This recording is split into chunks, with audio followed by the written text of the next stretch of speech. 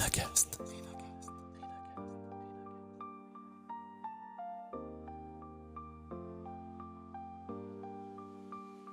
Je me suis toujours dit, la vie, elle est trop courte pour considérer qu'on a le temps de laisser faire les choses. Et j'avais soit le choix de retourner dans une autre entreprise et de prendre un nouveau poste, soit de développer cette idée que je venais d'avoir quelques semaines avant. Faut pas avoir peur d'oser, quoi. Si ça marche pas, c'est pas grave, on recommence. Et si un simple déclic pouvait changer toute votre vie? Bienvenue sur Renacast, le podcast qui explore ce moment clé où tout bascule, où l'envie de créer prend le dessus sur la peur de l'inconnu. Ici, des entrepreneurs, des audacieux, des visionnaires partagent avec vous leur histoire, leurs doutes, leurs succès, et surtout, ce qui les a poussés à tout quitter pour entreprendre. Une idée qui vous trotte en tête, un projet que vous n'osez pas lancer, chaque épisode est là pour vous inspirer et peut-être déclencher votre propre déclic. Abonnez-vous dès maintenant sur votre application de podcast préférée et embarquez avec nous dans l'aventure. Et si la clé de la rentabilité, ce n'était pas une recette magique, mais simplement du bon sens, le vôtre, celui qui aligne qui vous êtes avec ce que vous vendez. Mon invité du jour a quitté le monde exigeant de l'hôtellerie pour créer une méthode qui remet le sens au cœur de la stratégie. Bonjour Marie et bienvenue dans ton épisode de Renacast. Bonjour, merci de m'accueillir, c'est trop bien, je suis contente d'être là. Eh ben, écoute, pareillement, on a déjà échangé longuement dans un précédent appel et je t'ai dit tout ce que je pensais de ton travail, de ton énergie. Et tu vois, là, sur ma droite, j'ai ton site web d'affiché sur un autre de mes écrans. Et cette couleur qui flash me donne envie de sourire. Et même les photos que tu as dessus, ça donne envie de sourire, ça rayonne la bonne humeur, tu vois. Et donc, j'avais tellement hâte d'échanger avec toi que je suis très heureux de t'avoir au micro de Renacast. Merci de Alors, m'accueillir, c'est adorable, c'est un bel exercice. bah écoute, on va essayer de le relever brillamment. Mais alors, moi, je te connais longuement, je fouille tout Internet pour savoir qui tu es, mais les auditeurs, eux, ne te connaissent peut-être pas encore. Alors, avant de plonger directement dans le cœur de ta vie professionnelle, est-ce que tu peux te présenter à nos auditeurs? Oui, bonjour à tous. Donc moi, je suis Marie Aubard, j'ai 33 ans. J'ai fondé, l'entreprise Sens depuis maintenant 3 ans, où je suis consultante et j'accompagne du coup les petites structures, donc TPE, artisans, solopreneurs, entrepreneurs, dans leur développement et dans leur stratégie commerciale plus précisément.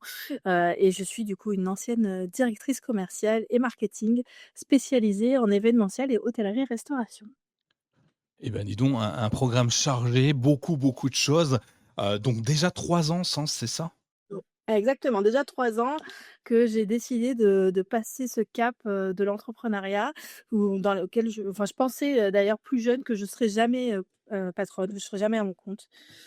Alors bon, je suis patronne de moi-même pour l'instant, hein, mais c'était déjà une grosse étape pour moi parce qu'à l'époque, je pensais vraiment pas être capable, de passer ce cap et en fait, ça a été un peu une évidence pour répondre à un besoin donc ça s'est fait très naturellement, ouais. Eh ben, c'est justement là où on va aller, tu vois? Tu me tends une perche exceptionnelle. C'est OK, maintenant tu es chef d'entreprise plutôt épanoui, même très épanoui. En tout cas, c'est ce qu'on moi je ressens à distance comme ça. Ça a du sens pour moi en tout cas. Mais ça ne l'a pas été pour toi dès le début, tu viens de le dire. Est-ce qu'on peut revenir un petit peu sur le avant de devenir sens, de donner du sens à ta vie?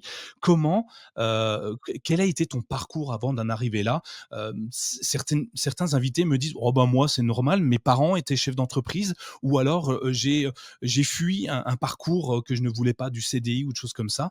Toi, quelle était ta vie avant de devenir chef d'entreprise? Ma vie d'avant, alors moi, j'ai pas une famille du tout chef d'entreprise, j'ai une famille de fonctionnaires. Alors, c'est très bien aussi, hein, mais mes parents ma mère est institutrice, mon beau-père est instituteur, mon père travaillait dans l'éducation. Donc, je viens d'un monde qui n'est pas du tout celui-là. Donc j'ai jamais, eu, de modèle sur le sujet de l'entrepreneuriat. Et donc j'ai eu, effectivement, une enfance qui a complexifié un petit peu, mon début de vie, mon démarrage, je suis partie du coup à l'âge de 15 ans en internat à l'école hôtelière de Limoges à l'époque, qui a été un gros déclic pour ma vie parce que c'est ce qui m'a sauvé quand même, de du du potentiel marché économique futur. Parce qu'au début, je savais pas du tout ce que je voulais faire et je suis allée en internat en école hôtelière parce qu'à l'époque, je savais que je voulais travailler dans le monde, du réceptif, mais je savais pas sous quel format et donc je me suis retrouvée là et en fait, c'était une révélation. J'ai eu déjà des super profs, une super équipe, pédagogique et je me suis révélée sur mes 4 années où j'ai fait, le ce qu'on connaissait à l'époque BEP, bac pro qui était en 4 ans. Et j'ai eu naturellement pas mal de positions en tant que leader, qu'on peut trouver un peu, lambda aujourd'hui, mais responsable et représentante des élèves du lycée, de ma classe, représentante de l'internat et cetera. Donc naturellement, j'ai essayé de faire bouger un peu les lignes, en faveur de mes camarades et de moi-même et donc là, je me suis pas mal révélée sur, mon caractère et sur ma posture et donc les années qui ont suivi, moi, je suis partie, à l'âge, du coup, de 18 ans, j'ai commencé à vivre, seule. J'ai commencé ma carrière en tant que serveuse à 16 ans, où je faisais pas mal de saisons à Rocamadour, j'étais en Allemagne, j'étais en Angleterre. J'ai pas mal, bougé, de mes 16 à mes 20 ans, sur plein de postes différents, donc commis sommelière, serveuse, maître d'hôtel, chef de rang, tous les métiers qu'on peut connaître, de l'hôtellerie sur la partie service et il se trouve que quand je suis partie en Angleterre, je suis partie vivre en Angleterre à Chester, à côté de Liverpool dans un hôtel 4 étoiles où là aussi, pareil, j'y suis arrivée, je suis arrivée serveuse et là-bas en Angleterre, faut savoir qu'il y a des contrats qu'on appelle des contrats 0 heure et un contrat 0 heure, ça veut dire que si tu es bon, on te donne des heures, si tu es pas bon, tu en as pas, ils ont le droit OK, et donc du coup, parfait. automatiquement, voilà, ça te met dans le bain, et tu es un peu obligé de faire tes preuves et sachant que j'avais pris un avion un peu du jour au lendemain et que j'avais juste une petite valise, j'étais un petit peu obligée de faire mes preuves et ça s'est fait naturellement.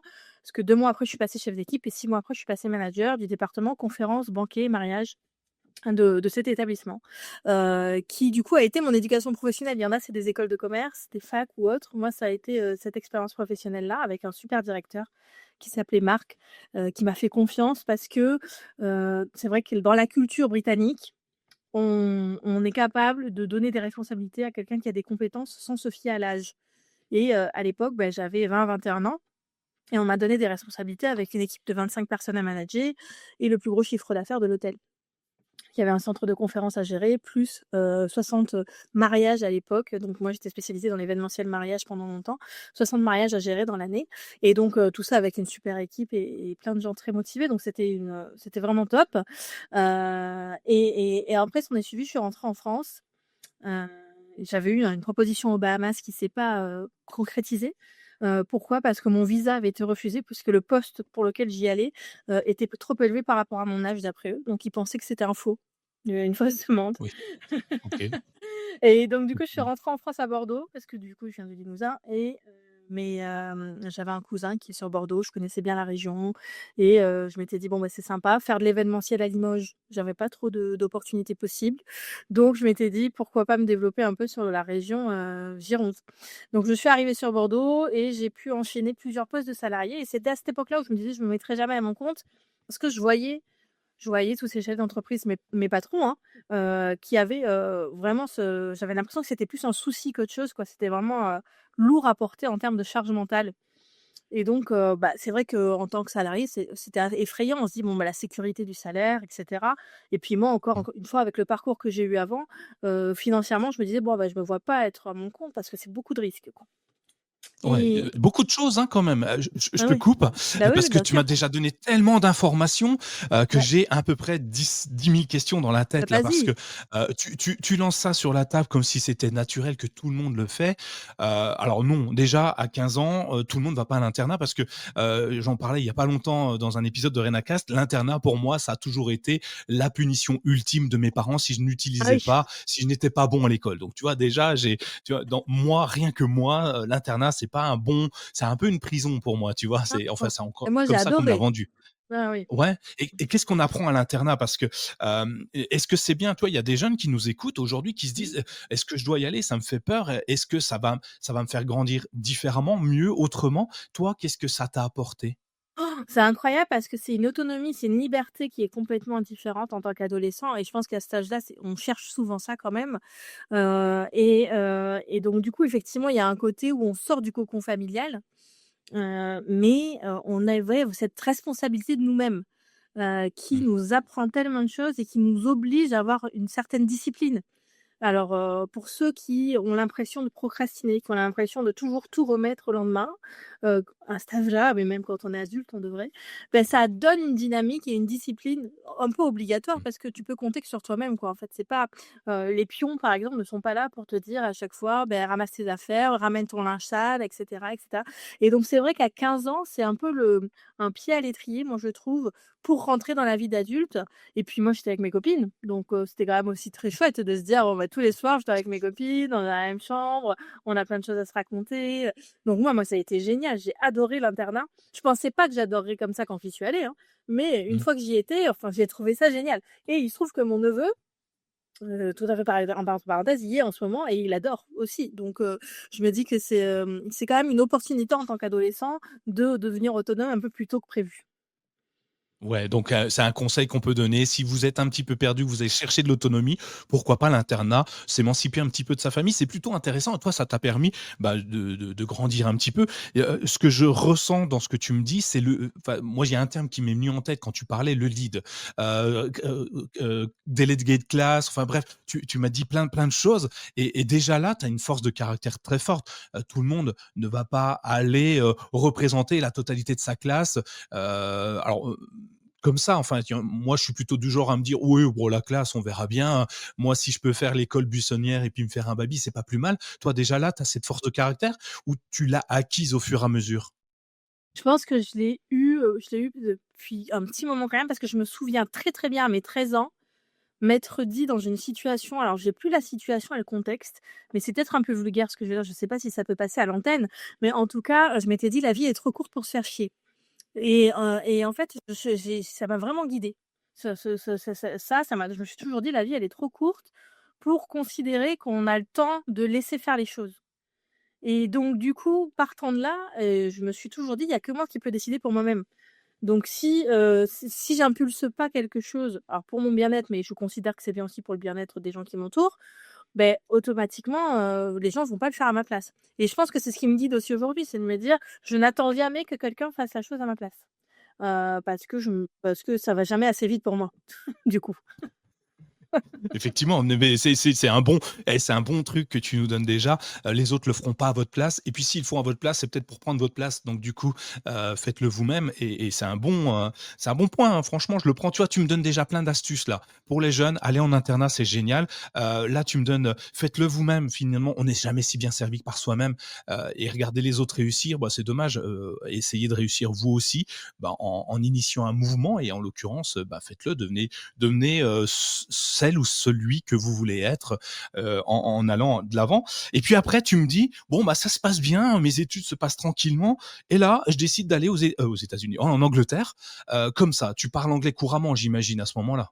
Oui, du coup, oui, et toujours j'ai de la chance, effectivement d'avoir pu parler anglais couramment parce que j'avais pas de français avec moi.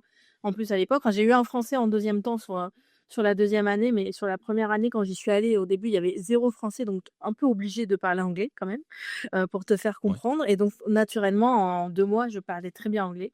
Donc ça, pour apprendre l'anglais, c'est vrai que c'est très pratique, d'aller à l'étranger. C'est la meilleure des leçons quand on me dit: «Marie, comment tu as appris l'anglais? Où est-ce que tu peux m'apprendre l'anglais?» Moi, je vois, j'ai ma belle-fille aujourd'hui qui a 8 ans qui me dit: «Stop, apprends-moi l'anglais». Je dis: «Non, tu partiras en Angleterre en temps voulu, tu verras, tu parleras très bien anglais après». En Angleterre ou dans un pays anglo-saxon, quoi. Et avant ça, je parlais allemand quand même, hein. Pardon. Ah oui, quand même, oui, tant qu'à faire. Non, mais je parlais plus allemand qu'anglais. Je parlais plus allemand qu'anglais, parce que Ouais. j'avais fait allemand, LV2 et j'étais partie beaucoup en Allemagne en voyage, scolaire ou, moi-même en saison, les étés et du coup, je parlais plus allemand qu'anglais et quand je suis partie en Angleterre, j'ai complètement oublié l'allemand par contre. Aujourd'hui, je suis plus capable de parler allemand du tout parce que j'ai tellement pratiqué l'anglais et très peu pratiqué l'allemand parce qu'aujourd'hui personne parle allemand, même quand il y a des Allemands, ils parlent anglais. Donc du coup, c'est Mmh. vrai que j'ai plus du tout l'allemand dans le sang, mais l'anglais, oui. L'anglais, ouais. Et tu parlais anglais avant d'y aller ou tu avais des notions de base et J'avais des bonnes tu notions dû parce apprendre? que j'avais des très bons résultats sur cette, matière, sur l'anglais et puis je faisais partie de la classe européenne, de mon lycée, donc c'est Mmh. une option supplémentaire pour pouvoir parler, pratiquer l'anglais un peu plus. Donc j'avais des bonnes notions et j'étais plutôt, bonne en langue. Donc c'est vrai que ça m'a pas mal aidée, mais quand j'y suis arrivée, je parlais pas du tout couramment, hein. Je savais aligner des phrases, mais il fallait que je réfléchisse, j'avais pas spécialement l'accent et cetera.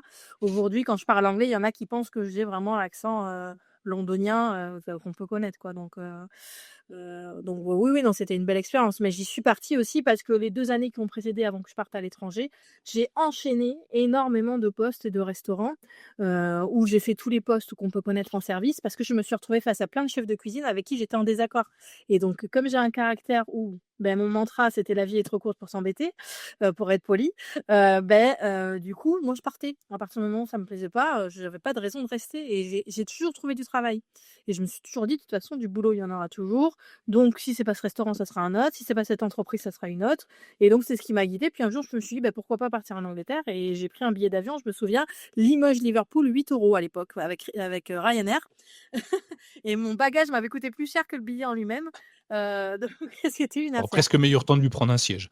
Ouais, c'est ça. Et tu arrives là-bas et tu as déjà ton contrat de signé, ton contrat 0, Non, 0 je l'ai minute, signé le 0 heure? non, non 0 heure, non, je l'ai signé le lendemain. Et tu atterris, tu tapes aux portes des restaurants et tu dis: «Bonjour, je voudrais travailler avec vous»? Non, non, non, ça j'avoue que j'avais un contact quand même, d'abord, OK. Anna elle s'appelle, avec qui on s'était écrit, je me souviens sur Facebook et je lui avais dit, parce que j'étais partie en stage, pas très loin et donc du coup c'était Mmh. un contact d'un contact d'une ancienne camarade de lycée et on s'était parlé sur Messenger et de là elle m'avait dit: «Beh, nous on cherche toujours des serveurs donc viens» et il y avait ce qu'on appelle une staff house, donc c'est une maison pour les employés qui m'attendait. Donc j'avais une chambre qui m'avait été réservée et je savais que j'allais avoir un contrat 0 heure, qui m'était attribué. Ouais, donc encore tu vois, encore une fois, tu me donnes des infos comme ça à l'air de rien, mais tu quittes la France parce que, tu as la capacité d'y aller, tu prends un billet sur un coup de tête un petit peu, pas cher en plus, ça vaut le coup, et tu arrives là-bas, mais en fait, tu t'es préparé à y arriver, en créant ton réseau indirectement. Tu me parles d'Anna, coucou Anna si elle nous entend, et tu me parles d'un et ben, elle aura l'occasion d'apprendre le français et et du coup, devi un réseau Facebook, tu vois? C'est rien, enfin, c'est Facebook, quoi. À la base, c'est pas un réseau professionnel. Grâce à ça, tu montres qu'on peut aller trouver, un emploi alors ou plein d'autres choses. Là, en l'occurrence, c'est un emploi et c'est hyper intéressant de se dire que créer son réseau, c'est quelque chose d'important. Peu importe l'activité qu'on va faire, on peut s'en servir. Moi, ce qui m'impressionne, c'est que tu arrives là-bas, tu as un contrat, tu sais que tu as 0, mais tu as tellement confiance en toi que tu vas faire des heures. Tu le sais avant d'arriver là-bas, finalement. Bah, j'ai plus en dehors d'avoir confiance en moi, j'ai surtout confiance en mes capacités. C'est-à-dire que j'ai quand même, je pouvais bosser. Entre mes 18 et mes 20 ans, il y a un moment donné, j'ai bossé pendant 6 mois en tant que poissonnière, dans un Super U à Limoges. OK. Par hasard, parce qu'il me fallait du travail et que j'avais dû partir d'un coup de tête dans notre restaurant et donc du coup, j'avais trouvé et en fait, je me suis éclatée à être passionnée. C'était trop, trop bien. J'ai appris plein de choses. Maintenant, je sais lever des filets. Il y avait plein de choses que j'ai appris à faire, du métier et aujourd'hui, je pense que c'est ce qui m'a guidée tout le temps, c'est de me dire: «Mais s'il faut que je reçois pas que de redevienne passionnaire demain, il y a aucun souci, en fait». Ouais. Parce que tout ce que je fais, c'est un challenge, c'est sûr. Je suis fière d'en être arrivée là aujourd'hui, mais en attendant, comment dire? Je ne regrette pas et j'ai pas trop d'ego sur ça, quoi. C'est-à-dire que c'est pas forcément que j'ai une surconfiance en moi, c'est-à-dire que j'ai pas peur de redescendre à bas. C'est OK. plus ça. Et ce que j'ai lu de toi un petit peu partout sur internet, c'est, il y a un terme qui revient très souvent et tu le montres là à travers ton parcours. Tu dis que tu es autodidacte, en gros, hein, c'est un peu ça que je vois et qu'est-ce que ça représente être autodidacte? Moi, j'ai une vague idée, je suis sûr que tout le monde le pense, mais toi, je pense que tu as quelque chose de plus que ceux qui ne se sont pas encore lancés, justement. Être autodidacte, c'est considérer qu'on peut pratiquer une activité, une compétence en l'apprenant au fur et à mesure de la pratique. C'est-à-dire que comme je disais, moi j'ai commencé sur un métier opérationnel, donc dans le service en hôtellerie-restauration, et quand, malheureusement j'ai eu des problèmes de santé à mes 24 ans, donc je suis tombée dans les escaliers, j'avais déjà beaucoup de problèmes au niveau de ma colonne vertébrale et donc j'étais très fragile, physiquement à ce niveau-là.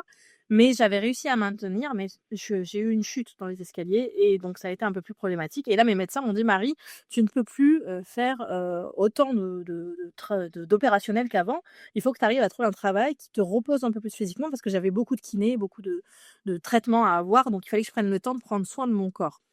Et donc, partant de là, je me suis dit: «Bon, qu'est-ce que» comme j'avais acquéri des compétences sur l'aspect commerce un petit peu avec l'événementiel, parce que c'est moi aussi qui vendais les événements, qui faisais signer les Mmh. devis et cetera et cetera. Mais je l'avais appris au fur et à mesure. C'est-à-dire que quand je suis rentrée en France, j'ai pris un poste de responsable événementiel, dans le Sauternais en Gironde. C'était une petite entreprise familiale, donc rien à voir avec ce que j'avais côtoyé avant, parce que quand j'étais en Angleterre, c'était un groupe écossais, un groupe hôtelier écossais avec 42 établissements, donc avec des process et cetera. Donc là, je suis arrivée dans une toute petite structure familiale où on était 15 et où mes patrons étaient absents 6 mois sur 12. Et donc en fait, je me suis retrouvée à gérer des choses que j'avais jamais gérées de ma vie. Donc faire des plannings, ça je l'avais fait en Angleterre, mais après faire des devis avec la, réglementation française, donc ou la TVA, toutes ces choses qu'on peut connaître, bah, moi, c'était un peu tout est nouveau et à chaque fois que et avec je le faisais, en fait, naturellement et dès que je butais parce que je n'avais pas la formation ou je ne savais pas le faire, je faisais une recherche grâce à notre ami internet, qui est quand même assez magique et donc j'allais sur Google et je regardais soit des vidéos YouTube, soit des tutos, soit des articles et je me débrouillais toujours pour réussir à le faire et j'ai toujours trouvé des astuces pour répondre aux besoins du moment. Donc on est vraiment, sur l'autodidacte de l'instant T, quoi. Et au fur et à mesure du temps, j'ai réussi à trouver des astuces à chaque fois et à me créer des méthodes à moi qui répondent aux besoins de mes clients ou de mes équipes ou de l'entreprise. Donc l'autodidactie, c'était ça et donc du coup, j'ai pu passer les paliers, et à 26 ans, j'ai pris mon premier poste de responsable commercial tout en étant autodidacte parce que j'ai jamais eu d'études ou j'ai jamais été formée au métier du commerce ou du marketing ou de la relation commerciale. Donc il y a une partie, je pense, dans le commerce qui est très naturelle en fonction de notre personnalité, mais il y a une partie de gestion et de process qui est très propre à l'organisation qu'on pourrait avoir dans son travail et je pense qu'aujourd'hui, tout le monde peut faire tous les métiers.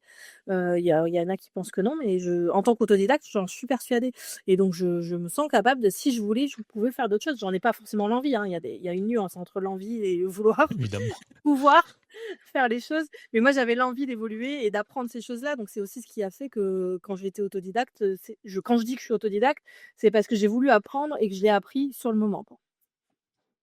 Ouais, oui, mais c'est intéressant de s'auto-former, à des activités et quand tu es au pied du mur, c'est là que les solutions, sont les plus importantes à trouver et généralement tu les trouves vite, bien et tu sais à quoi elles servent. Tu sais, c'est pas comme quand tu apprends le théorème de Pythagore à l'école, tu sais pas à quoi il va te servir plus tard, tu as pas envie de l'apprendre et au final tu l'oublies. Alors que si on t'avait mis au pied du mur à un moment donné en te disant: «Bah, peut-être que c'est le théorème de Pythagore qui va te sauver la vie», là, peut-être que tu l'auras appris mieux et ouais et et donc moi je trouve ça hyper intéressant. Alors je suis un peu comme toi, j'ai pas autant de prestance que toi, d'énergie, j'en ai beaucoup, mais tu me surpasses largement, je crois et moi, tu vois, je suis comme toi. Je développe, je te disais avant, quand je t'attendais dans le salon d'attente, pour l'enregistrement de Rénacast, j'étais en train de développer un truc. Il s'avère que oui, j'ai des notions de développement d'il y a 20 ans en arrière, mais aujourd'hui, je développe toujours et 9 fois sur 10, je ne sais pas comment je vais le faire.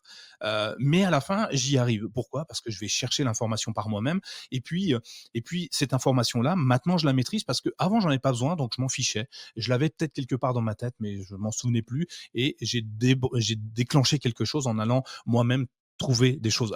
Le podcast autodidacte, c'est facile.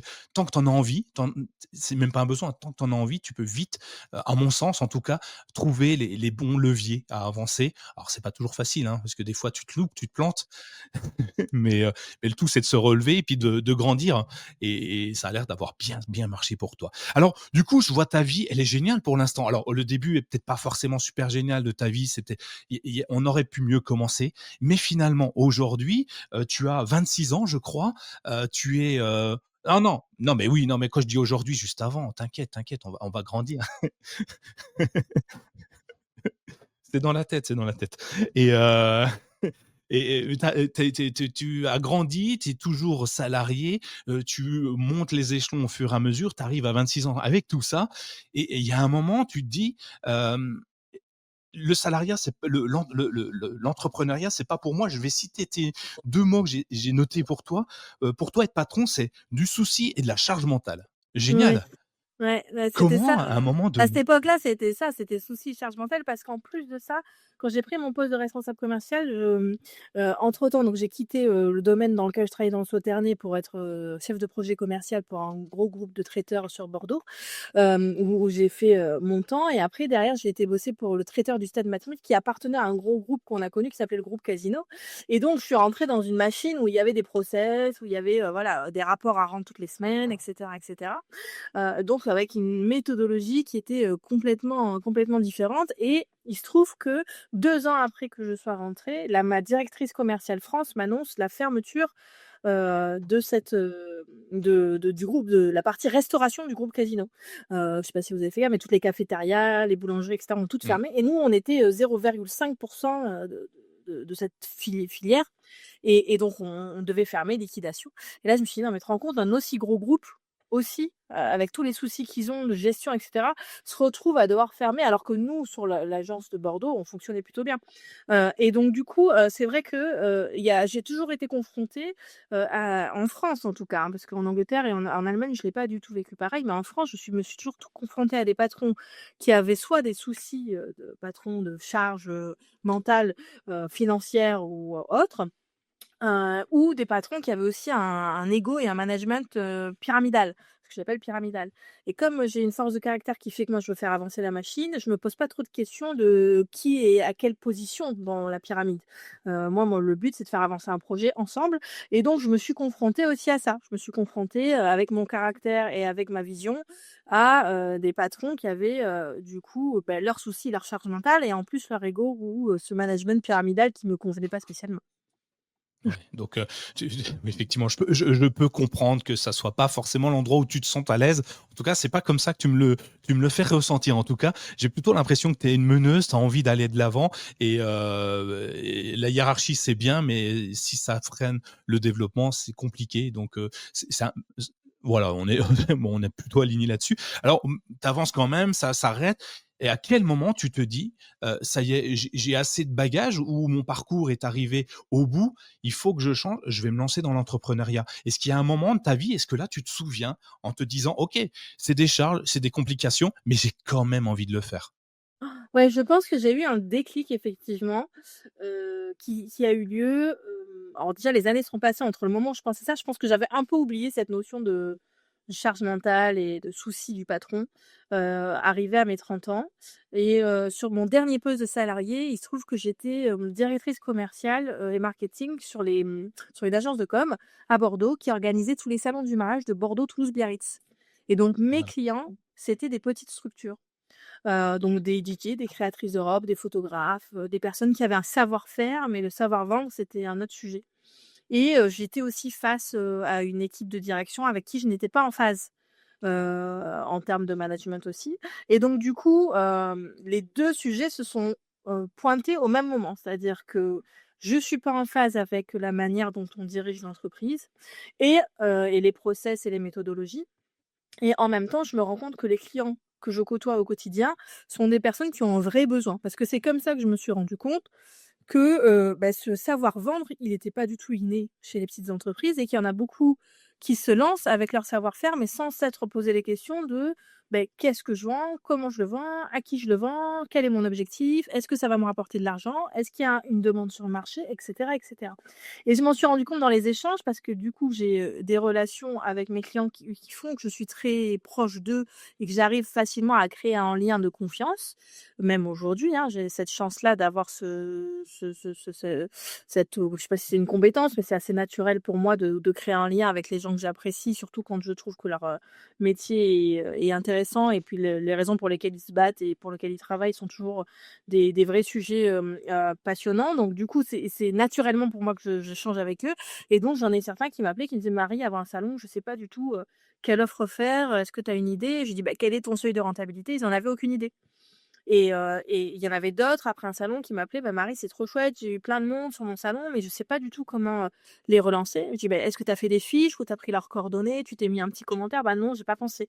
Et en fait, c'est des choses qui peuvent paraître évidentes quand on entend là comme ça, mais quand on se lance, il y a plein de tips ou de conseils auxquels on pense pas et du coup, ça revient à mon parcours d'autodidacte où je me suis retrouvée à apprendre ces choses-là au fur et à mesure, par logique, en fait. Je me dis: «Bon, bah, écoute, je fais un événement. Pourquoi je fais l'événement?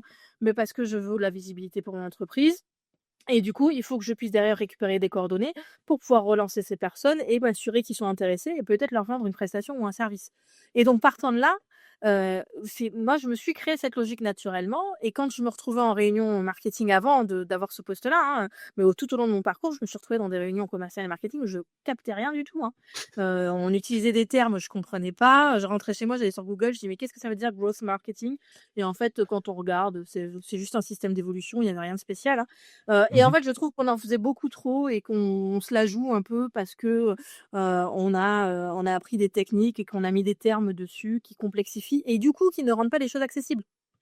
Et donc, Exact. je me suis retrouvée face à ça, face à des entrepreneurs qui avaient un savoir-faire, mais qui n'avaient pas accès à ces méthodes et à ces techniques parce que ça leur paraissait pas accessible, parce qu'on n'utilisait pas les termes qui leur étaient accessibles. Et face à ça, moi qui avais tout appris en tant qu'autodidacte et qui l'avais vulgarisé pour moi-même et je me suis dit: «Bon, ben là, il y a un besoin sur le marché». C'est-à-dire que mes confrères et consoeurs qui sont consultants, ils accompagnent beaucoup les grosses structures, les grosses PME, les ETI, les startups et cetera. Mais il y a personne qui accompagne les artisans, les solopreneurs, les TPE, les petites structures. Et moi, je me suis dit: «Je vais créer ma méthode» parce que dans toutes les entreprises que j'ai parcourues, il y avait des choses sur lesquelles j'étais en accord et d'autres non. Et donc c'est de là où est née, l'idée de se dire: «Bon, bah, je peux me mettre à mon compte» parce que de toute façon aussi, en France, je ne suis pas alignée avec le management français. Enfin, ce qu'on en connaît quoi, ce que j'en ai connu moi, en tout cas. Bien sûr. OK, donc ouais, donc tu t'es mis à imaginer créer ton entreprise parce qu'il y avait un besoin, donc en fait, tu étais à l'écoute du marché sans peut-être même le savoir, Ah oui, non, au en début, te je m'en suis pas disant, rendu compte, hein. Au début, je me suis pas ouais, rendu compte que j'avais envie de répondre à ce besoin. C'était naturellement, au fur et à mesure des discussions, là, j'ai donné 2 3 exemples avec des clients, mais c'est au fur et à mesure, je me suis dit: «Mais en fait, je me rends compte qu'ils se sont même pas posé la question de comment commercialiser leurs services ou leurs produits». ouais, et du coup, OK, ça y est, tu as compris que les gens avaient besoin de ton expertise, de j'allais dire de toi, mais tu vas me dire: «Ah, c'est pas moi, c'est» mais donc du coup, je le fais pour toi, avaient besoin de ton expertise, mais de toi indirectement quand même, parce que c'est la façon dont tu amènes les choses. Tu vois, la banalisation, comme tu le dis, le grow marketing, tout ça, tous ces termes techniques qu'on ne comprend pas et qui finalement veulent pas dire grand-chose, si on les ramène en langage français classique, c'est très simple mais comme tu le dis, ça complexifie, ça donne beaucoup, de prestance à ceux qui sont dans des bureaux. Tu sais, les réunions que tu disais, ça c'est génial, de parler en franglais, de mélanger les mots et tout le monde a l'impression d'avancer mieux et d'être plus intelligent, mais c'est pas le cas. Ça complexifie les choses. Toi, tu le vois, tu le banalises et là, tu es encore en poste, ça te convient pas, mais tu quittes ton emploi ou et tu te dis: «OK, ça, c'est bon, j'y vais, je crée ma boîte et je vais aider ceux qui ont besoin de moi» ou tu fais comme certains, je pourrais être dans ce cas-là, moi, où je me laisse couler tranquillement dans la boîte où je suis jusqu'à ce que la boîte, me dise: «Allez, va-t'en» et là, je me dis: «Bon, bah, c'est peut-être le moment maintenant». Tu sais, je sais pas rompre finalement, c'est la boîte qui rompt pour moi et comment tu as choisi, Bah, de après ça changer de s'est vie? aussi présenté à moi parce que, il se trouve que dans la dernière boîte où j'ai eu un de mes clients qui a eu des propos racistes déjà, donc ça a été une problématique, hein. Mmh, Évidemment, au sein de l'entreprise où du coup mon patron n'a pas forcément pris, part, à ma défense face à cette situation et aussi il y a eu une période covid, hein, parce qu'on était en 2020 où, oui. du coup il y a eu, aussi des conflits en entreprise sur ce sujet-là et donc sur la protection des salariés où j'étais en désaccord complet et comme, beh, je suis pas du genre à fermer ma bouche quand je pense quelque chose, bah, tout de suite c'est vrai que c'est compliqué de rentrer dans un échange avec quelqu'un qui n'a pas envie d'échanger, sur le sujet. Mmh, Et donc du coup, moi, c'est surtout que j'étais en énorme désaccord avec mon patron et je me suis dit j'avais soit le choix de retourner dans une autre entreprise et de prendre un nouveau poste, soit de développer cette idée que je venais d'avoir quelques semaines avant. Et donc du coup, je me suis dit: «Bon, beh, c'est peut-être, en fait, un signe de se dire que j'avais ça qui me trottait dans la tête, de me rendre compte que mes clients avaient ce besoin-là». Alors c'est pas que mes clients pour le coup, mais là, pour le coup, c'est ceux que je côtoyais et me rendre compte que j'étais pas à l'aise en entreprise et me dire: «Bon, ben, voilà, Marie, c'est bon, ça fait depuis tes 16 ans que tu les enchaînes, que tu as vu, plein de modèles, de management différents et aujourd'hui ça ne te convient pas?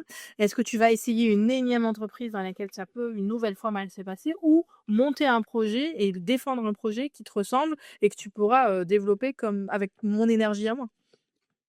Ouais, et du coup, tu as répondu à la question, tu as Mmh. lancé ton projet. Ouais, exactement, j'ai osé. En fait, c'est souvent ce qu'on me J dit, et ce que je dis à mes clients aujourd'hui, faut pas avoir peur d'oser, quoi. Si ça marche pas, c'est pas grave, on recommence. Ouais, et du coup, je suis d'accord avec toi, mais totalement, si t le mouvement, tu vois? Si tu n'avances pas, bah, tu n'avances pas, en fait. Je sais même pas comment le dire. Si tu n'avances pas, tu restes sur place et tu restes où tu es. Là, tu as osé, moi, j'appelle ça le déclic, et puis le mouvement, qui est suivi du mouvement, et le mouvement peut permettre de faire des grandes choses. Heu, Petit à petit, évidemment, tu as pas lancé d'un seul coup, une entreprise mondiale, ou Non, quoique, tu vas peut-être me surprendre et je l'ai pas bon, vu, pour donc l'instant, c'est mais pas le cas, mais bon, non, non. bientôt, bientôt. Heu et du coup, tu commences à te dire, «Bon, bah, je vais créer mes statuts d'entreprise, je vais regarder combien j'ai besoin d'argent, je vais». Comment tu fais? Comment tu te structures au début? De mon fait, déjà, j'ai pris un mois pour moi. Déjà, en termes de structure, parce que ça faisait des années que je travaillais un peu comme une malade et il fallait que je prenne aussi du temps pour moi et que je me remette un peu des dernières expériences que j'avais eues, parce que moralement, c'est pas même si j'ai une force de caractère, c'est pas toujours évident de tout de suite me remonter sur le cheval. Heu et comme je disais, j'ai eu pas mal de problèmes de santé avec mon dos, donc j'ai dû subir une nouvelle opération à ce moment-là, pour ma colonne vertébrale. Et donc du coup, j'ai fait tout ça et après, beh, j'ai tout de suite relancé le projet. J'avais déjà le business model en tête. Tout s'est construit assez naturellement, mais au début, pour le coup, j'avais vraiment des toutes petites ambitions. Et jusqu'à il y a pas longtemps, hein, j'avais encore des petites ambitions. C'est-à-dire ce que je dis petite ambition, c'est-à-dire que je m'étais dit: «Bon, beh, à mon niveau, je vais aider les entreprises qui sont autour de moi, ceux que je connais et cetera». Et la chance que j'ai eue, c'est que quand même en 10 ans sur la région bordelaise, j'ai pu entretenir et construire un très gros réseau. Donc, quand on me demande quel est l'outil que tu as le plus utilisé dans ton développement, c'est mon réseau. C'est ça qui a fait toute la différence. Alors, en plus de toutes les fois où il y avait des choses que je ne savais pas faire, où je pouvais, décrocher mon téléphone pour poser la question à la personne qui savait faire, j'avais en plus de ça, une facilité de communiquer entre guillemets sur, les nouveautés que j'allais lancer et donc du coup, j'ai construit ça comme ça. Donc au début, j'ai vraiment construit mon offre, en me disant voilà que j'ai comme je veux répondre à ce besoin, comment j'y réponds? Qu'est-ce qui me paraît le plus cohérent? J'ai modélisé mon offre, j'ai bien rédigé ma cible et ma propre stratégie finalement. Je suis allée voir la banque, alors j'ai demandé un petit peu d'argent, j'ai demandé 10 000 €. Donc c'était histoire de m'acheter un bon PC, d'avoir un petit peu d'argent pour investir dans des clubs d'entreprise, des choses comme ça. Et je me suis lancée en septembre 2022, et je me souviens que j'ai fait un post LinkedIn, je pense, au lancement et une semaine après, j'avais 5 contrats de signés. Parce qu'en fait, 6 mois avant déjà, j'avais préparé un petit peu le terrain et de plus, aujourd'hui, c'est ce que je prône avec mes clients, c'est que, ce qui fait qu'une vente fonctionne c'est 90 la qualité de l'offre et à quel besoin elle répond. Il y a beaucoup de personnes moi, je suis contre la prospection à froid, par exemple. Je suis contre la prospection et le principe de prospection parce que je considère que quand une offre est bien construite et qu'elle s'adresse aux personnes adéquates, à ta cible, qu'elle répond à ce besoin, beh, il y a enfin, les actions après, sont complémentaires mais normalement déjà, ça suffit à faire ses propres ventes. Donc moi, c'est Et comme ça que alors, j'ai aidé. je te coupe encore, tu donnes trop de trucs d'un coup. Je suis désolé, c'est trop de choses. Donc déjà, tu écoutes les signes, tu écoutes le marché, tu te lances, tu sais que ça va, enfin, tu sais qu'il y a un besoin, donc ça, c'est hyper intéressant. Tu as fait une étude de marché, mais en 16 ans, tu as fait une étude de marché ouais, sur 16 ans de travail de ta vie, en fait, 10 ans, 16 ans, je sais même pas, tellement c'est beau, et c'est intéressant de se dire ça, c'est, répondre à un besoin, et souvent, on lance des activités, alors je m'inclus dedans parce que j'en ai lancé plein, qui répondent à aucun besoin à part: «Ouais, c'est cool, ça, je vais le faire», mais personne n'en a besoin. Donc ça, tu le dis super bien, et ça, c'est génial, et la force que tu as eue, que d'autres n'ont peut-être pas réussi à acquérir, c'est toute ton expérience que tu as au fur et à mesure des années, tous les différents, jobs qui se sont bien passés ou pas bien passés. Malgré tout, tu as réussi à en sortir quelque chose pour en créer, ben, ton entreprise aujourd'hui. J'entends aussi, tu me dis qu'il y a tu ne démarches pas parce que tu aimes pas le démarchage à froid, tu aimes pas le démarchage tout court a priori et tant mieux parce que j'aime pas être appelé au téléphone et mais tu t'es préparé 6 mois à l'avance et ça, c'est un super conseil. Donc avant même de lancer ton offre, tu étais déjà sur tes réseaux en train de parler de ton offre, c'est ça? Beh, plus en fait, ce qu'on appelle, il y en a qui, enfin en marketing, je sais plus le terme qu'ils ont, hein, mais en gros, c'est de construire le projet avec ton audience. Ce qu'on OK. moi, quand je le vulgarise, ça s'appelle comme ça. C'est de se dire qu'au lieu d'être dans son coin et de dire: «Bon, ben moi, non, mais je vais d'abord travailler sur mon projet dans mon coin, puis après, j'en parlerai aux gens». Non, moi, j'ai tout construit avec ce réseau qui m'entourait déjà. Donc j'ai quitté mon entreprise, en février. Et donc de février, à septembre, 2022, je suis toujours restée en contact avec mon réseau. J'appelais les gens que je connaissais. J'ai des amis, professionnels, que je côtoie très régulièrement, que j'appelle, je dis: «Beh, tu penses quoi de si mon offre, je la fais comme ça? Et si par exemple ça dure tant de temps? Et si je mets cette tarification?» J'ai même réussi à trouver le nom de mon entreprise grâce à un ami à moi, à qui je présentais mon projet au téléphone, de manière très lambda un mardi soir, sur le bout de mon lit. Et il faisait que de me dire: «Ouais, ouais, non, mais ça a du sens ce que tu me dis Marie, ça a du sens, ça a du sens». Et puis alors je lui dis parce qu'il a un fils qui est un peu qui était turbulent à ce moment-là, qui me dit: «Mais attends, je te rappelle parce que machin, Mathéo, il est en train de faire ça, donc je te rappelle». Il raccroche et je me dis: «Bah, c'est ça le nom de ma boîte en fait, c'est Sens». Et en fait, c'est un exemple, mais j'ai construit mon projet, grâce et à l'aide de tous les gens qui m'entourent et de cette audience, de mes anciens clients, de mes nouveaux clients, de mon réseau. Et donc ce que je peux dire aussi, c'est quand on se prépare, alors déjà en stratégie commerciale, une stratégie commerciale, ça met au moins 1 an avant d'aboutir. C'est-à-dire que tout ce qu'on réfléchit, pour que ça se mette en place derrière, il y a quand même un temps imparti. Et en plus de ça, faut vraiment ne pas hésiter à construire le projet en étant entouré. Et c'est ce qui fait que quand j'ai lancé l'activité, effectivement depuis 6 mois, j'avais déjà une sorte de communauté autour de moi, qui était déjà au courant de ce que je lançais. Et donc du coup, ça a propulsé aussi le message, l'info, la réponse aux besoins en disant: «Ah ben Marie, elle va bientôt lancer ça, tiens-toi au courant, ça va peut-être t'aider», ou «Mon cousin, il a besoin, donc du coup, je vais lui en parler». Et donc après, derrière, ça se fait tout seul. Oui, ça se fait tout seul. Oui. Ouais. Oui, oui, tu as travaillé un petit peu quand même et tu continues à travailler beaucoup, j'imagine et du coup, tu construis donc ta méthode, qui est une méthode alors moi je l'ai regardée parce que tu es pas avare, sur ça, tu l'as mis, sur ton site en fait, tu as ces 5 points, c'est ça que, tu as mis en avant plusieurs points, et cette méthode-là, tu la travailles avec tes prospects, tes futurs clients. On va pas l'appeler des prospects visiblement puisque avec tes futurs clients. Ils le savent pas encore, mais ils le sont déjà et en leur posant des questions, comment tu fais pour monter, brique par brique ta méthode? Alors, même quand j'ai lancé Centre en 2022, ma méthode n'était pas ficelée encore. Elle s'est ficelée, en réalité sur la première année, au fur et à mesure des accompagnements aussi que j'ai fait. Donc j'avais une bonne base quand j'ai lancé l'activité, avec une méthode de bien précise où je savais que sur le grand du projet, là, il fallait que je diagnostique l'entreprise existante, il fallait qu'on redéfinisse, le projet, ça c'est les grandes lignes, et il fallait que derrière on se fixe des objectifs pour actionner. Et donc ça, je suis partie avec cette idée-là, où j'ai effectivement, me suis rédigé des méthodes, des contenus et des exercices qui permettent aux clients de révéler toute cette partie-là. Et au fur et à mesure des accompagnements, j'ai rajouté à ça, du coup, le suivi, parce qu'au début, je n'avais pas le cinquième point, le suivi. Et je me suis rendu compte qu'après un certain temps d'accompagnement, mes clients, naturellement, je les appelais, j'allais les voir pour un café, ils me racontaient où ils en étaient et du coup, je continuais un petit peu à les aider.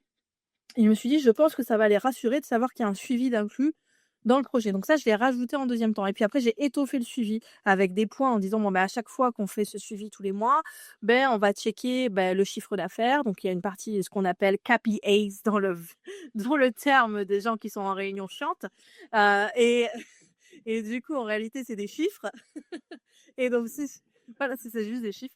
Donc chiffre d'affaires, sur la partie communication, bon, qu'est-ce que tu as réussi à mettre en place? Est-ce que tu as pu faire tes shootings photos vidéo comme tu le voulais? Est-ce que tu as pu faire appel à tel prestataire pour répondre à ce besoin par rapport au plan d'action qu'on a construit ensemble? Et donc du coup, j'ai fait ce suivi-là naturellement et donc, la méthode, elle s'est lancée comme ça. Je l'ai créée, de manière logique par rapport à ce que j'avais vécu effectivement sur les années précédentes et aux besoins.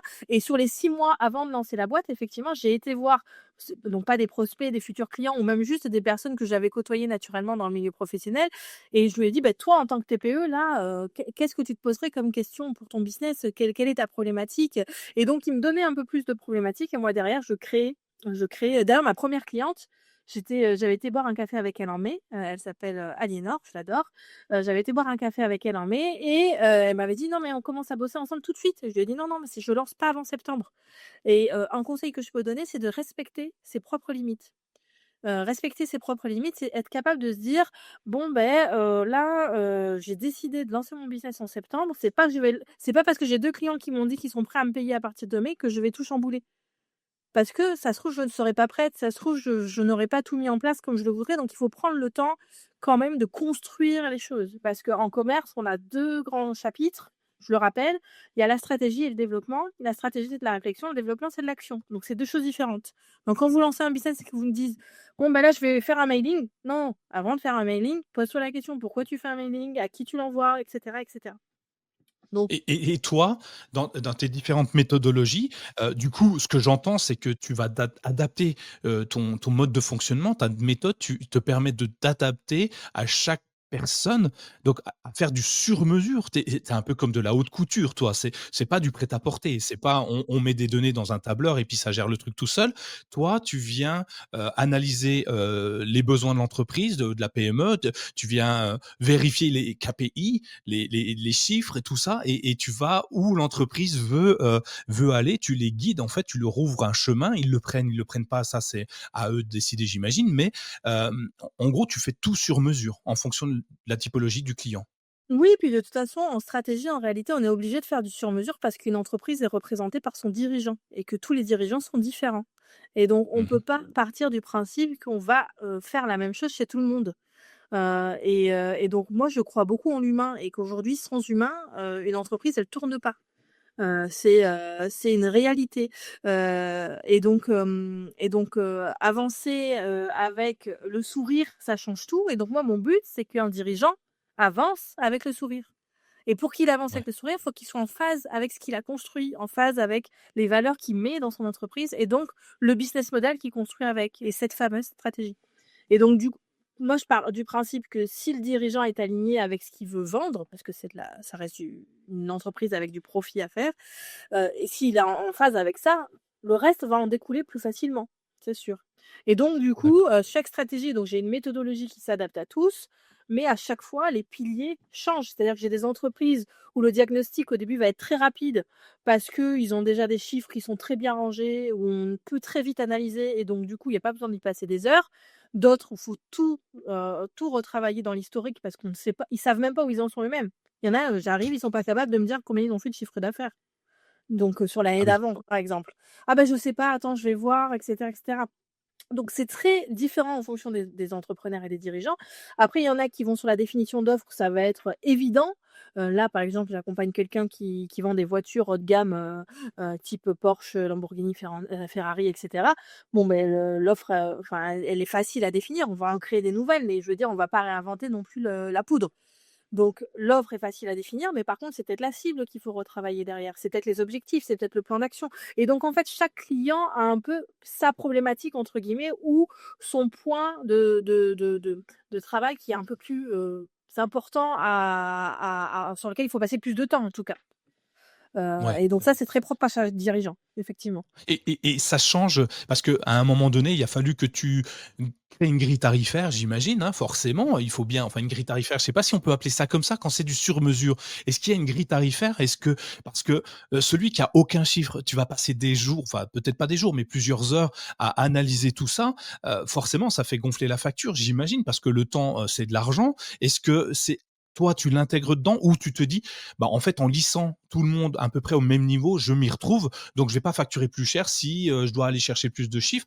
F Ah toi non. Oh ne ah non, non, je non. fonctionne pas du tout comme ça, pardon, non. Moi, c'est vrai que, j'ai une offre packagée.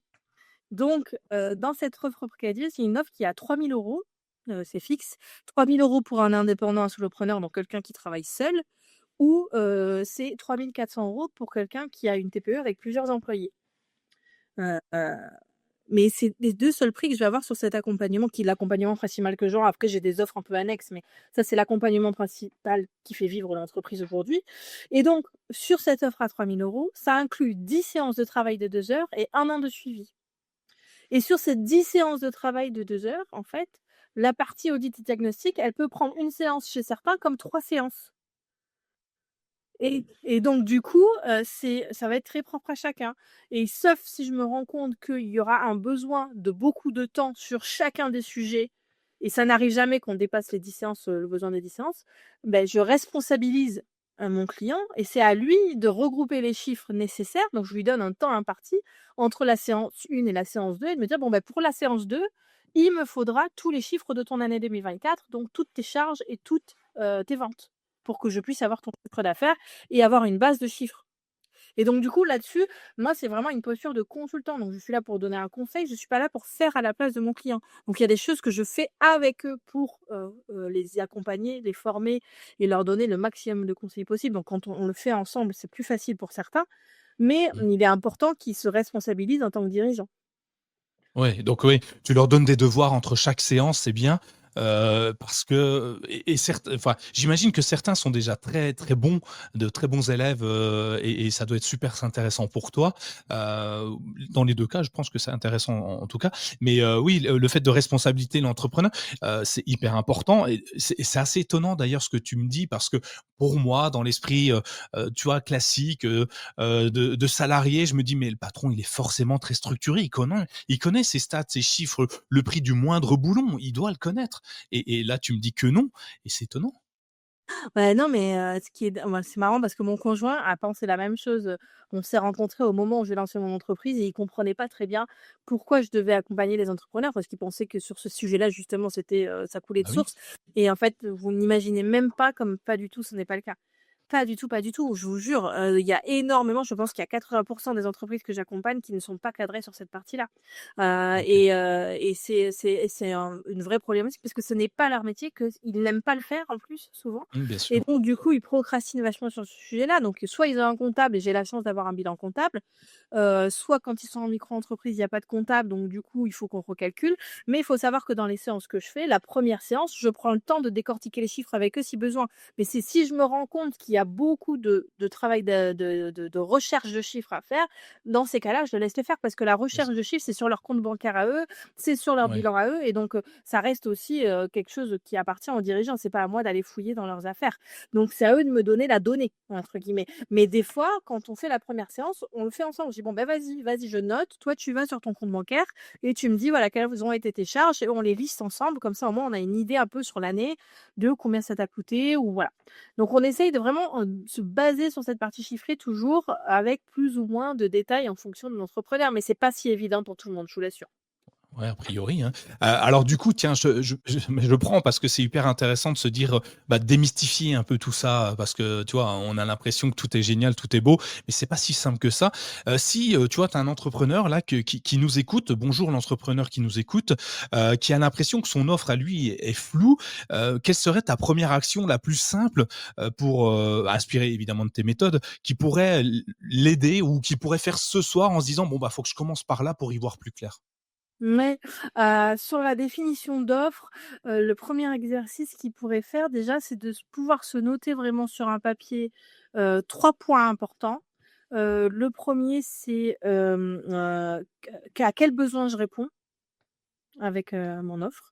Enfin le travail que je fais, je sais pas, je suis menuisier demain, à quel besoin je réponds? Deuxièmement, ça va être quelles sont mes valeurs? Quelles sont les choses inconditionnelles, pour moi dans mon business? Quelles sont mes valeurs? Qu'est-ce que j'ai envie de transmettre? Et qu'est-ce que j'ai envie que mes clients ressentent?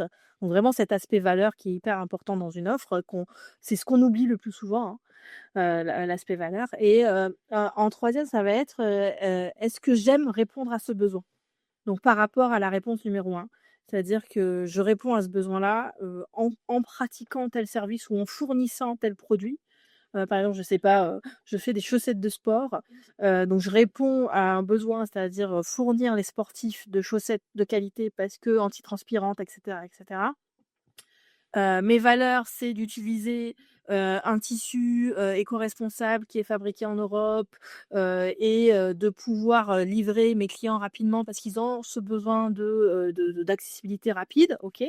Et en troisième, c'est est-ce que j'aime répondre rapidement à mes clients est-ce que j'aime fabriquer des chaussettes de sport dans ces conditions? Dans ces conditions, c'est ça qui est hyper important. C'est parce que des fois, on aime bien faire des choses, mais est-ce que les conditions dans lesquelles on doit les faire me correspondent aussi? Et quand on définit une offre, on se pose aussi après les questions quand on travaille l'objectif. On se dit: «Bon, combien de temps j'ai à accorder à ça?» Il y en a qui sont capables de travailler 6 jours sur 7 dans leur semaine de travail. Il y en a qui ont envie de travailler 4 jours sur, 7. C'est très aléatoire et c'est très propre à chacun. Moi, mon objectif quand j'ai lancé ça, c'est de me dire: «Je veux gagner 3 000 € par mois et je veux travailler 4 jours par semaine».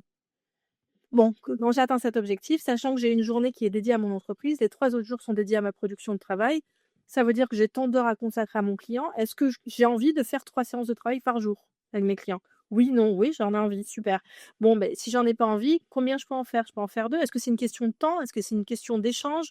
Et donc c'est aussi comme ça après du coup qu'on déroule plein de questions donc l'exercice que je donne, c'est ces 3 points, mais en réalité ces 3 points vont faire que derrière, ils vont avoir encore plus de questionnements, mais c'est ça qui va construire leur stratégie en réalité.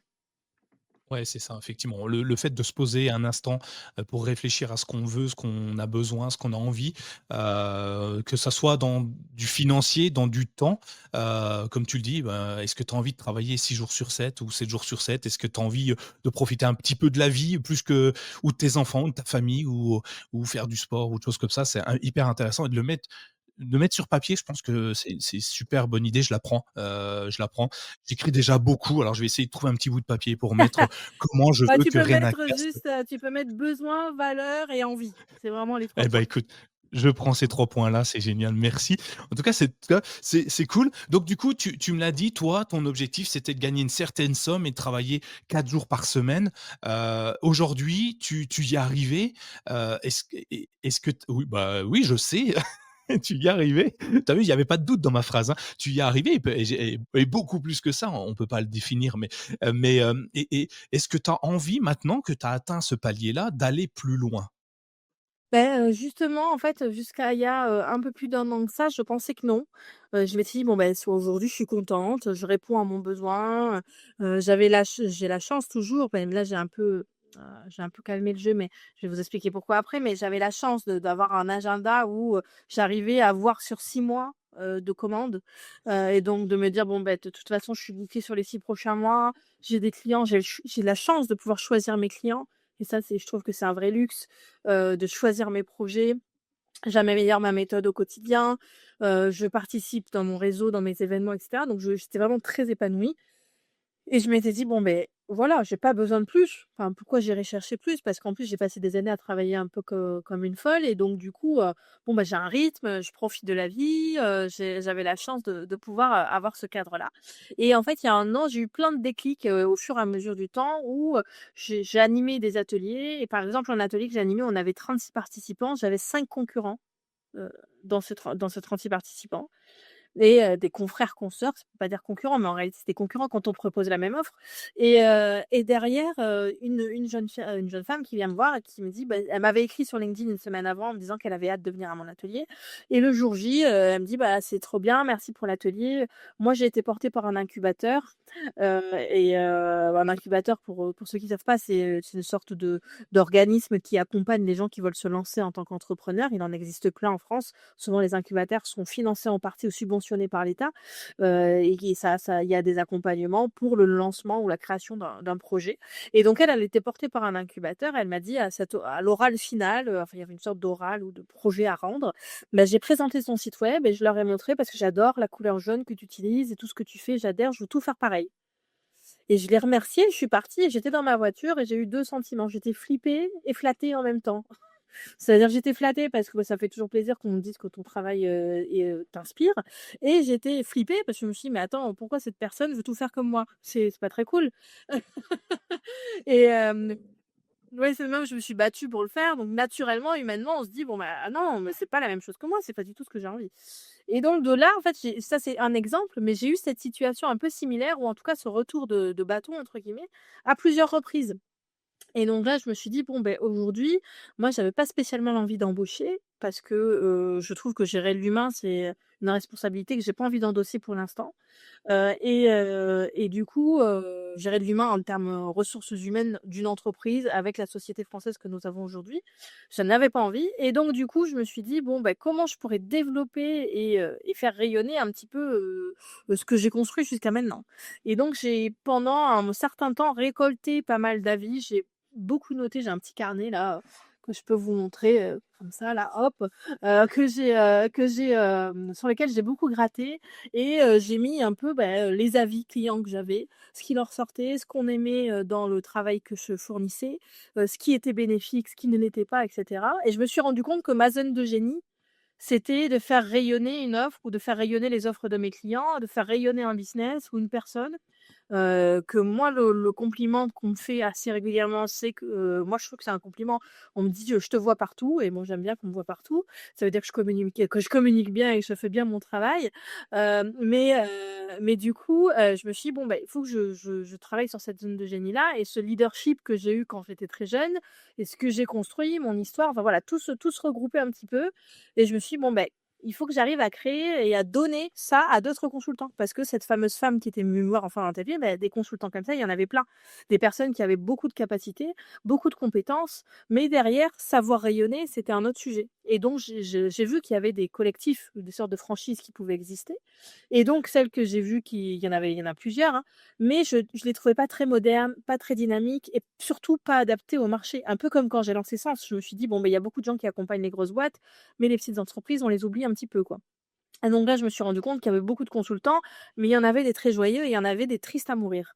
Et donc, je me suis dit: «Pourquoi pas, créer un encadrement, un accompagnement pour ces consultants-là, pour qu'ils puissent aussi rayonner, de manière joyeuse avec, ce principe de vulgarisation ou en tout cas d'accessibilité à l'offre et au métier support».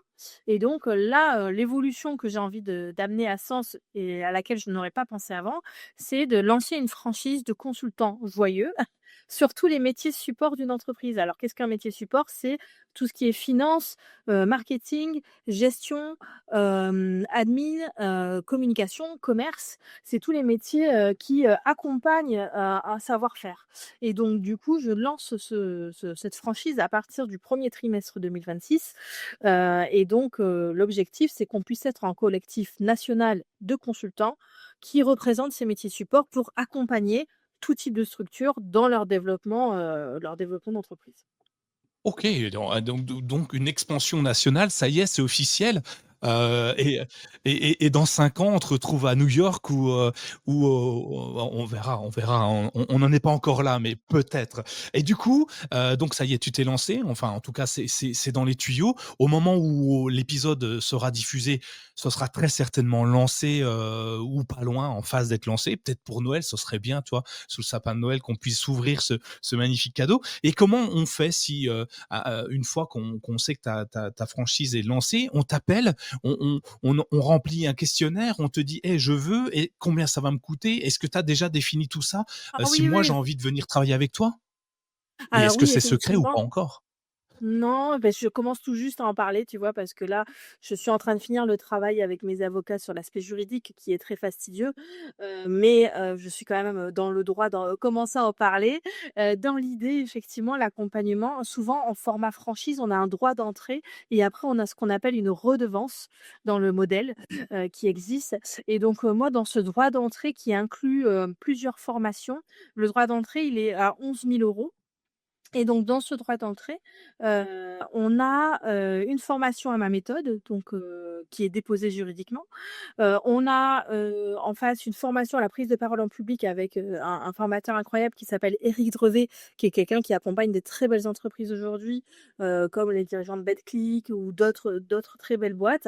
On va avoir aussi un accompagnement individuel par franchisé à leur propre stratégie. Parce que quelqu'un qui fait du consulting sur, du recrutement ou du consulting sur du commerce n'a pas du tout la même approche et la même stratégie et de plus, comme mes clients, je considère que chaque franchisé, va avoir besoin d'avoir une stratégie propre à lui parce que chaque personnalité, malgré tout, même s'ils font partie de la franchise, ils ont toutes des personnalités différentes, donc on va aborder des stratégies différentes à chaque fois.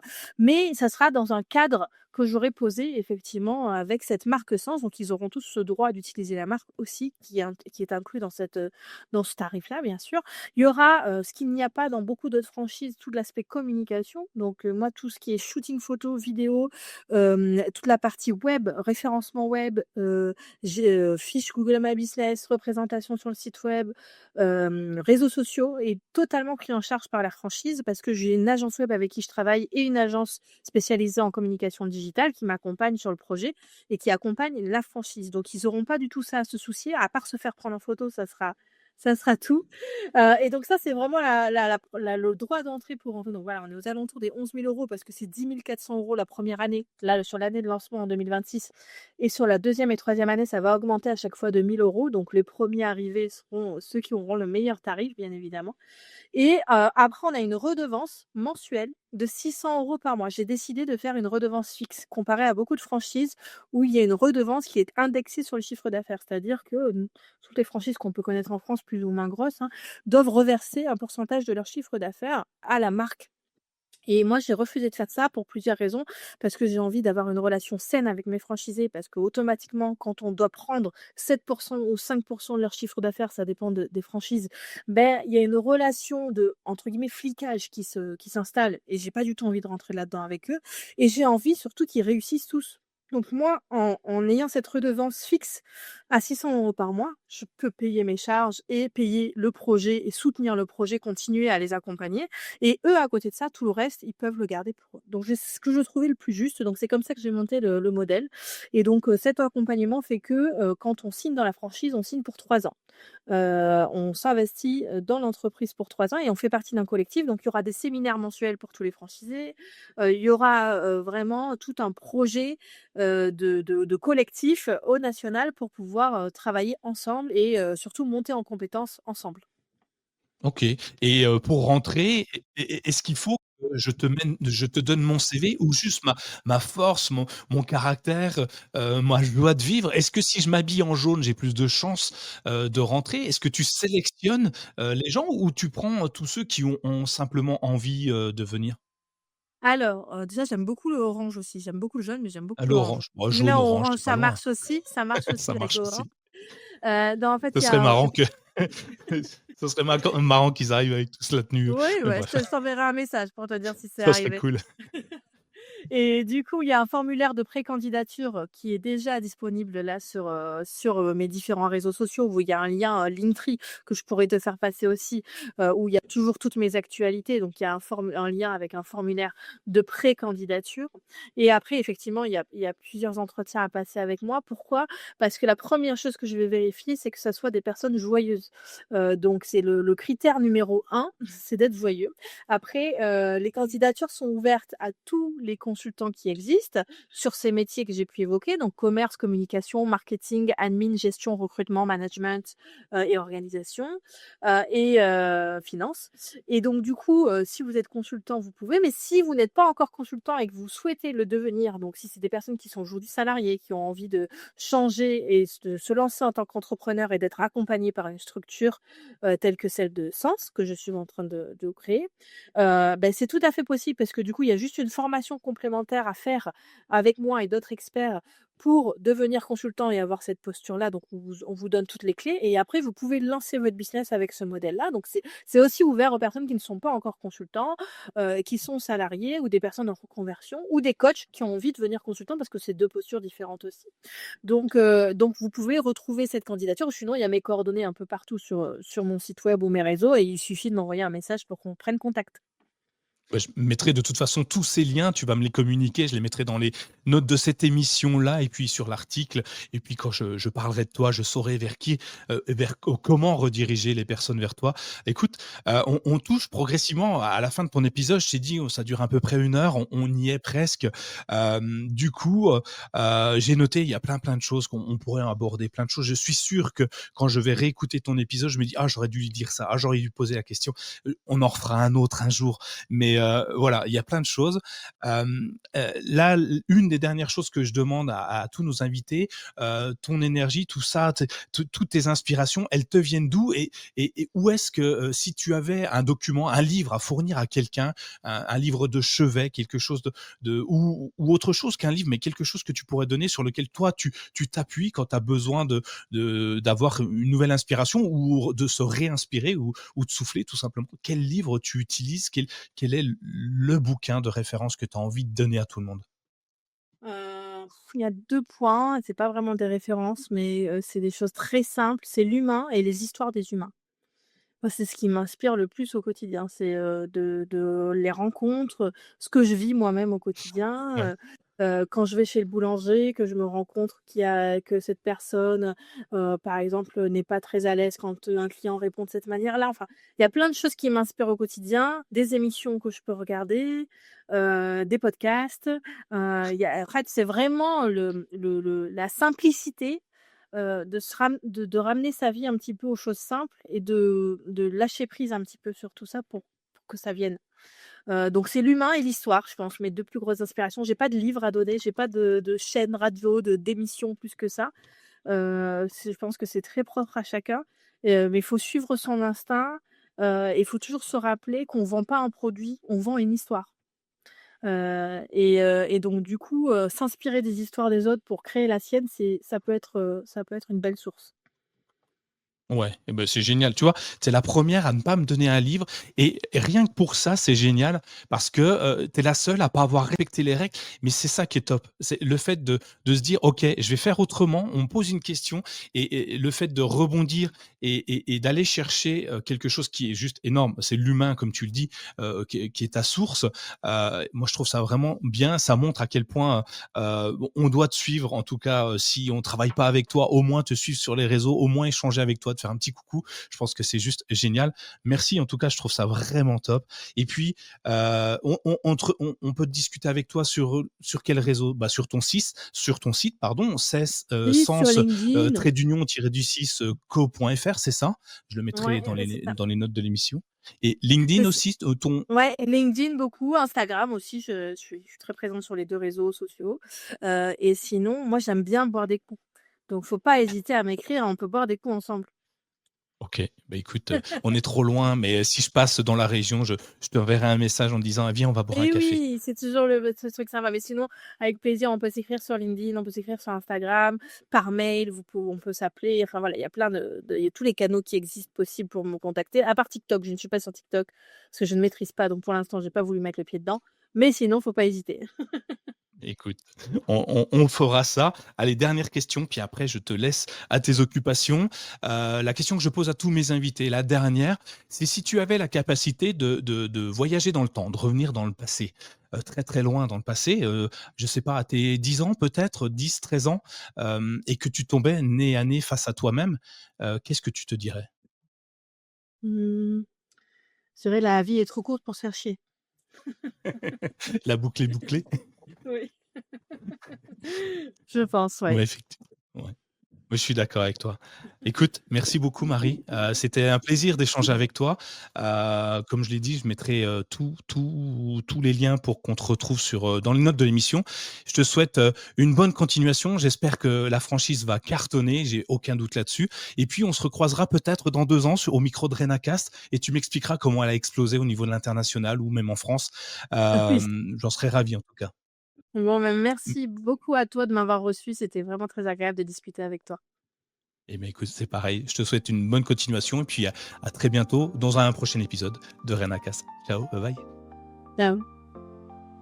Si cet épisode vous a inspiré, ne le gardez pas pour vous. Partagez-le avec vos amis, votre famille, vos collègues, qui sait. Cela pourrait bien être le déclic dont ils ont besoin pour se lancer. Abonnez-vous dès maintenant sur votre application de podcast préférée et laissez-nous une note 5 étoiles ainsi qu'un commentaire. Votre soutien est essentiel pour faire grandir Renacast et continuer à donner la parole à celles et ceux qui ont osé. A très vite pour un nouvel épisode et surtout, osez passer à l'action.